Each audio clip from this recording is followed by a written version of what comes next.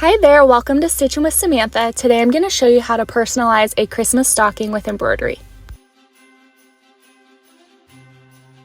First, you're going to need a knit stocking. I got this one on Amazon and I will put the link in the description. Next, you're going to draw your name on your stocking with a water-soluble pen, or you're going to source a name pattern. You can buy a personalized pattern from my Etsy shop, Stitching with Samantha, or you can also print yourself. I will put a link to the paper that I use and the tutorial on my YouTube. You're also going to want a medium weight yarn for this project. If you use bulky, the name is going to start to blend together, and if your name is really long, you may consider using an embroidery thread to stitch the name on the stocking. You're also going to need a darner's needle. I love this because it's perfect for medium weight yarn.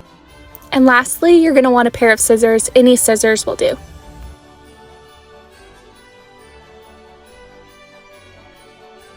We're going to start by peeling off the name pattern from the backing and sticking it on our stocking. Next, we're going to thread our darner's needle with the yarn. I like to cut about an arm's length, and then you're going to pinch the yarn in between your fingers and put it through the eye of the needle.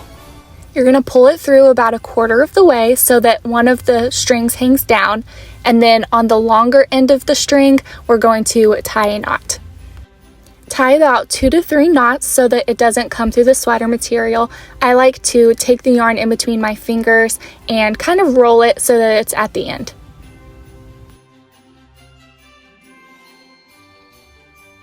Next, I like to turn my stocking inside out so that it's just a little bit easier to stitch, and the name pattern will be on the outside.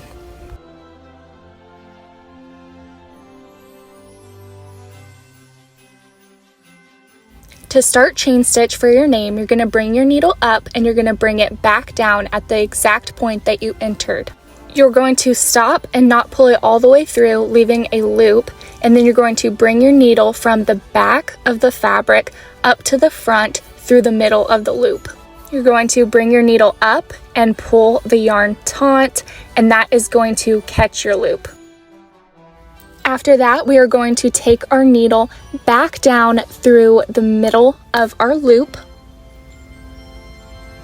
and then we're going to pull it into another loop, and the same process, we're going to bring our needle up from the back to the front through the middle of the loop about 1/3 of an inch ahead, and then we're going to pull taut, catching the loop. You're going to repeat this process each time, bringing your needle up through the loop, pulling it tight to catch the chain, and then placing your needle back down through the loop. Try to evenly space out your stitches the same distance every time so that it looks uniform, and make sure that your stitches are being pulled tight and that they're not loose looking. When you come to a curve, you're going to continue your stitches, but make your stitches a little bit smaller so that they account for the curve. Instead of 1/3 of an inch here, I'm going to make it about 1/4 of an inch, and then you're going to continue. If you encounter a previous row of chain stitches, you can go ahead and make your chain stitches over that line because we're using a smaller yarn. If you come to a small gap, you can go ahead and end your row of chain stitches and start where you need to for the next letter. I'm going to continue with my chain stitches, and I'm going to come back to show you how to dot an I.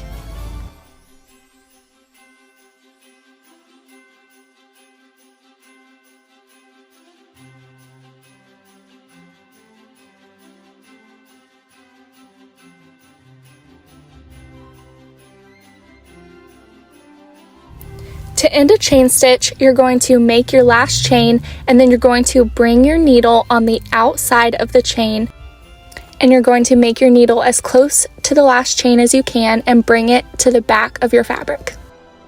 When you're dotting an I, we're going to make a single chain stitch. You're going to bring your needle up and back down at the same point, and then bring your needle up at the top of the dot, pulling it into a chain, and then taking your needle back down on the outside of the chain. We're running out of yarn here, so I'm going to go ahead and show you how I tie off my yarn.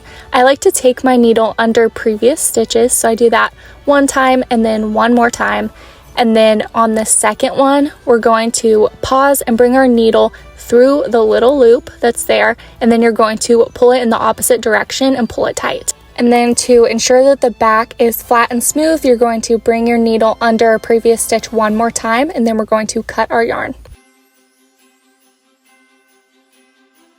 We are then going to bring our needle up under this row of chain stitches and continue.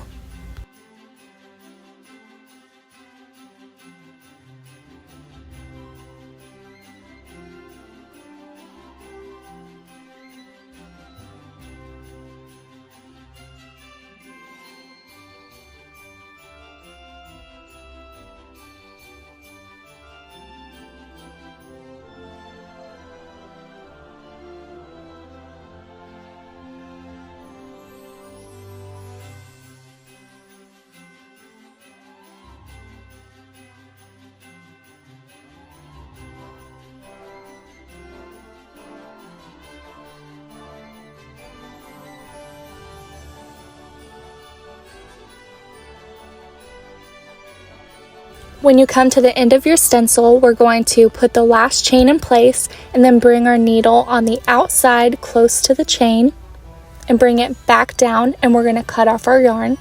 Remember to take your needle under stitches and then bring it through the loop, pull it the opposite direction to pull it tight, and then put it underneath your stitches one more time.